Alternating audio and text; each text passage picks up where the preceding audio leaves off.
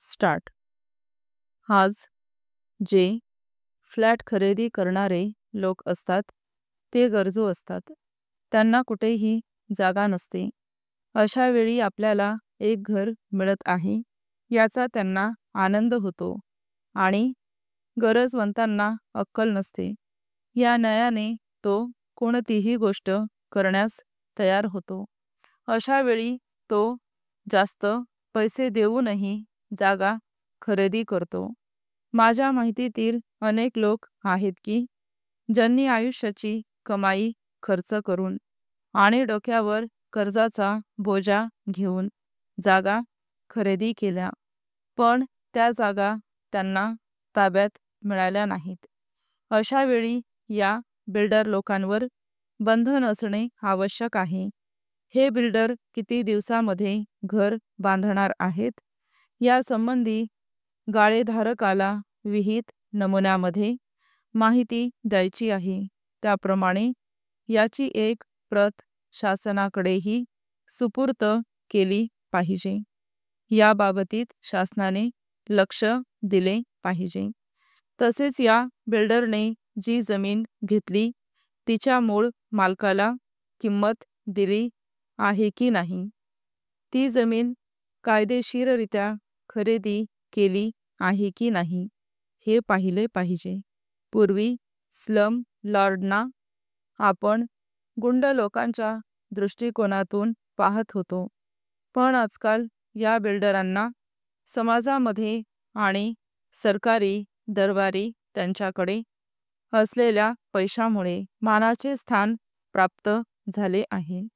अशा वेळी जे लोक गरीब असतात, ज्यांना कायद्याच्या बारकाव्यांची माहिती नसते, ते लोक नाडले जातात। ते आपली आयुष्याची कमाई खर्च करून फ्लॅट खरेदी करतात। मग अशा वेळी ज्यांना जागा मिळू शकली नाही त्यांना कोर्टामध्ये जाऊन केस लढविण्याची ताकद नसते व यामुळे या लब्धप्रतिष्ठित बिल्डर लोकांचा विजय होतो। यावर नियंत्रण घालण्याची अत्यंत गरज आहे। अशा प्रकारे नियंत्रण घालण्यासाठी महाराष्ट्र शासनाने वेळोवेळी कायदे केले आहेत।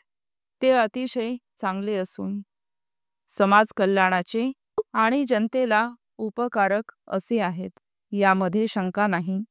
किंबहुना महाराष्ट्र शासन एवढ्या चांगल्या प्रकारचे कायदे करते म्हणूनच या देशातील वेगवेगळ्या राज्यांतील लोक येथे एका प्रकारच्या विश्वासाने येत असतात।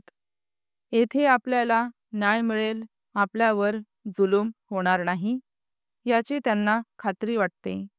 पण आपण कितीही चांगले कायदे केले तरी त्याच्या अंमलबजावणीमध्ये येथे शैथिल्य दिसून येते। यामुळे अनेक लोकांचे जीवन उद्ध्वस्त होते, ते धुळीला मिळतात। परिच्छेद आज या बिल्डरवर कोणत्याही प्रकारचा अंकुश नाही। पूर्वी केलेल्या कायद्यानुसार या बिल्डर लोकांना शासन झाले आहे अशी 5-10 उदाहरणे सुद्धा दिसणार नाहीत। जर एखाद्या बिल्डरने किंवा प्रवर्तकाने 2 कोटी रुपयांचा फायदा केला असेल आणि अशा वेळी त्याला 10-15 हजार रुपये दंड भरावा लागत असेल तर तो ती रक्कम एखाद्या कारकुनाच्या किंवा दुसऱ्या माणसाच्या नावे टाकून मोकळा होतो। स्टॉप।